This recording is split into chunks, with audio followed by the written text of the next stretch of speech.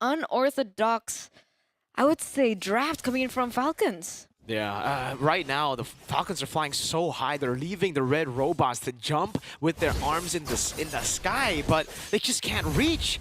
It's not a fun look for BTR. Good Abyssal Arrow though. Probably gonna get first blood here over to Ogwin. Moreno picking up a kill with their comfort pick. Now Light able to escape. FlapTZ walks up, baits out that flicker. So 2 flickers and another Abyssal Arrow with an Earth Shatter from Luke. We talked about the 2000 early game gold lead. Okay, it hasn't worked out for both teams. I would say for the past 2 games. Technically, Falcons did win the second game, but Bigetron are able to utilize their pickoff comp really, really well in this moment, right? Light on the Khalid, very aggressive. Moreno getting the skill shots back as well. There was a little bit of a highlight from Lafell pointing at a certain emblem. Wait a second, it's gonna wait. Uh-oh, chain CC over to Annabelle, and that's a kill for Ogwin. Luke trying to run away. Annabelle taken down. Back to your point, Eterna. Yeah, what was Lafell talking about?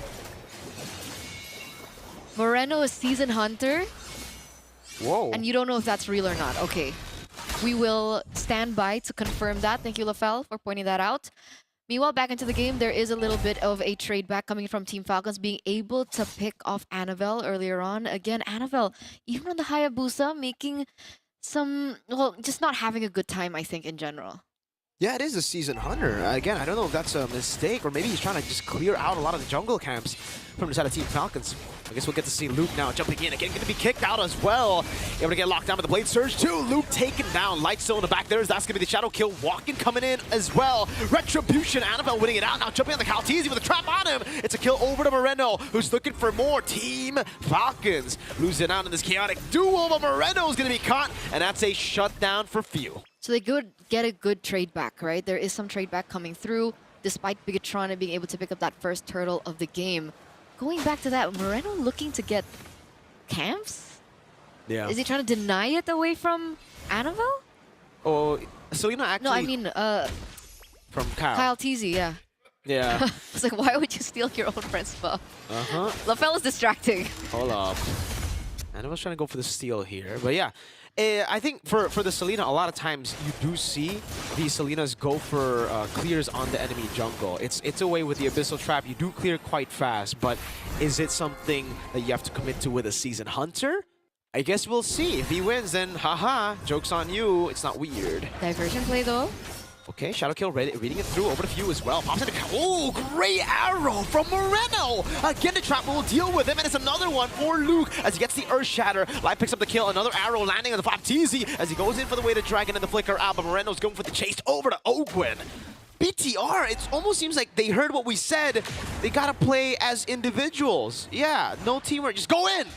Just go in. 2-0 trade already for this first skirmish. Bigetron with that 2,000 gold lead already, and it looks like they are having a little bit more say into the enemy jungle as well. Taking a lot of camps away from FlapTZ should help them in the neutral objective battle, considering Annabelle is 3 levels ahead of FlapTZ right now. So that matchup that we were talking about, uh-oh. This gets read out. Moreno does have the Season Hunter, but he doesn't have a Retribution.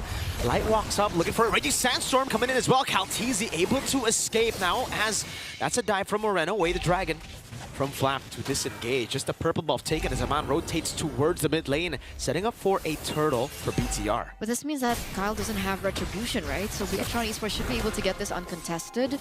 Annabelle's Retribution is up, and you don't see that rotation coming in from Team Falcons. So they are going to be looking for something elsewhere.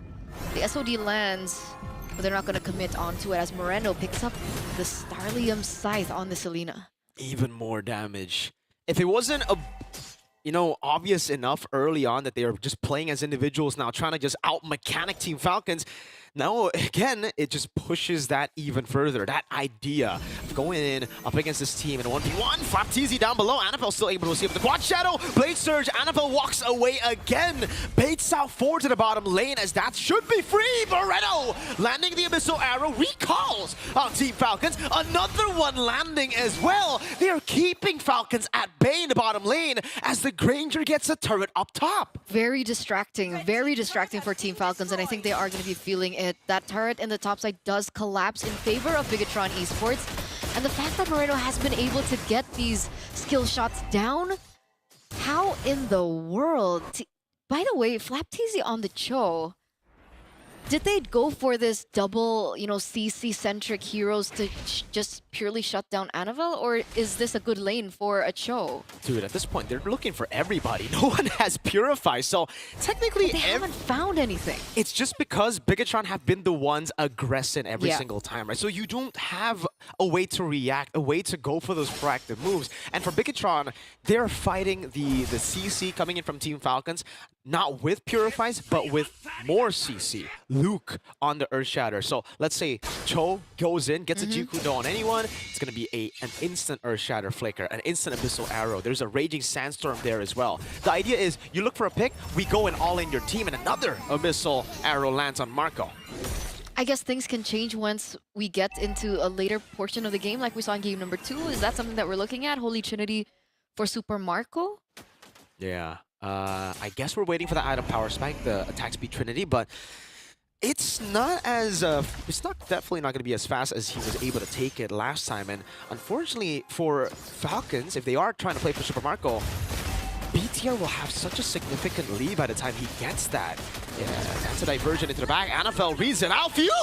Takes it all alone. Flickers out. Now Luke's looking for the play. Has the Earthshatter. The trap on Ogwen. Now is that's going to be Light jumping in on a Flapteasy. Luke able to get the onward. Ogwen going to be taken very low. Raging Sandstorm over to 2. Few very low and immobilized down by the Primal Wrath as Moskov gets a turret down below. But that's about it. Annabelle wants to look for that sweet vengeance, but won't be able to get it. Another turret falling in the mid lane. 3-0 trade plus this turret taken down. Bigetron, what happened during the break? If they do win this, or if we do get a chance to talk to them, we have to ask what changed, what swapped for them from game number 2 and game number 3, because this is a whole different Red Robot that we're seeing right now in this third game of the series. A 7,000 gold lead. Imagine that as we take a look at the instant replay. Look how connected they are. Beautiful Raging Sandstorm by Light as well to follow things up. Is this the hero that he needed all along?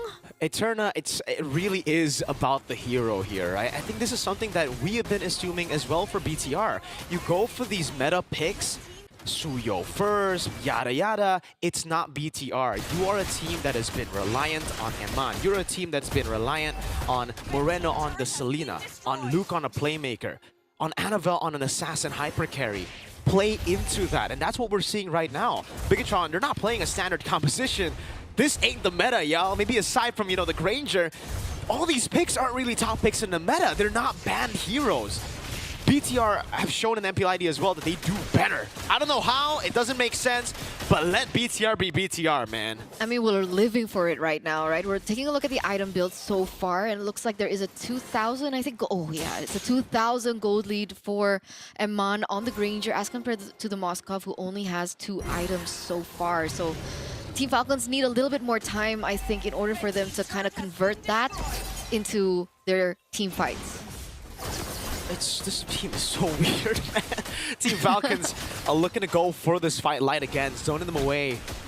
Looks like this Lord should be taken for free. Another Abyssal Arrow landing. Good Shunpu over Ogwen, charging up. Luke catching in mid-air with Earthshatter. Now the Shadow Kill to the back, Raging Sandstorm, and another Abyssal Arrow landing. The Flapteasy gets the Shunpu down again. Free Lord to BTR, no trades on the board. Super Marco unable to get a tier 2 down below. Yeah, no casualties, but they do lose the Lord. So unfortunately, Super Marco will have to recall here. Look for the proper defense against Bigetron Esports Siege. Constantly aware of Moreno and the fact that he's been able to hit these Abyssal Arrows. Constantly considering Eman on the Sky Piercer as well. What's his KDA right now? 102. So it's not max stats just yet. But the fact that they can utilize that combination, the Selena-Eman range, is going to be a problem that Team Falcons will have to face as they go in for the Siege. It's a Lord enhanced. Well, the first Lord, it's always enhanced now. It'll charge in, but they haven't dealt with the Holy Defense yet up top. So Team Bigetron, it's still going to be very strong unless they just deal that much one Death Sonata. Whoa. It's quite a bit of damage in the mid lane. Should be taken down. Almost a read from the Abyssal Arrows. Ogwen gets read out by Light. Tier 2 taken down. Raging Sandstorm not landing. But they will deal with the Holy Defenses here. Another Abyssal Arrow forcing Caltesia to walk back. Boom. Holy Defense in the mid lane. Now looking for the bottom lane. Slap goes in a bit. Oh, there's a kick. There's a Spear of Misery. But NFL had already tapped that quad shadow. Yeah. They don't lose any inhibitor turrets just yet, but there is still a wave marching down in the mid lane. Zeal? Hold up, Calteezy's charging again with the Blade Surge. Flap is looking for a play. They've already done and taken out a lot of the holy defenses. Oh, the Abyssal Arrow dodged away by that tap of the Blade Surge. BTR, they know they can't do it. Not just yet. They have to wait for a Lord. Oh, Flapteezy? Diversion to the back. Do they read it out? Luke sees it. They go for the purple buff, not for the kill. Abyssal Arrow lands on Super Marco. No Purify on Marco now as Light walks in again. Earth Shadow, Raging Sandstorm. View able to flicker out to safety, but Flapteezy going to be caught by the trap now as Annabelle walks up. Doesn't get a shadow kill still. Whoa.